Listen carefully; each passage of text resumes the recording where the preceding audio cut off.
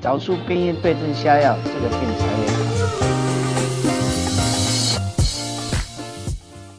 大家好，我是仲景中医诊所的院长赵三本医师，在台中市开业40几年。今天所要讨论的议题是咳嗽。所谓咳嗽呢，通常是感冒后会咳嗽。为什么感冒会咳嗽呢？感冒之后呢，我们就会制造很多的鼻涕，叫做鼻子发炎，里面很多鼻涕，鼻涕在鼻窦里面往后流到气管，就产生咳嗽。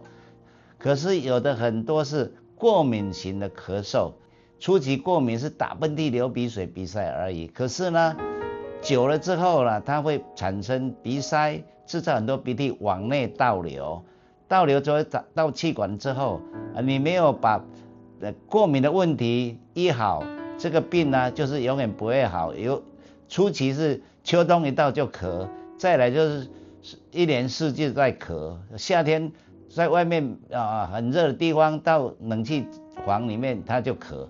所以咳嗽是有偶发性的咳嗽，叫感冒引起的；有慢性咳嗽，是因为你先有鼻炎，从小就有打喷嚏、流鼻水、鼻塞的过程，慢慢发炎到往里面发炎之后，产生鼻涕倒流才产生咳嗽。所以一直吃药都是抑制不会好，一定要把鼻炎的症状医好了，让它不发炎肿胀，不制造鼻涕，这个病才会好的。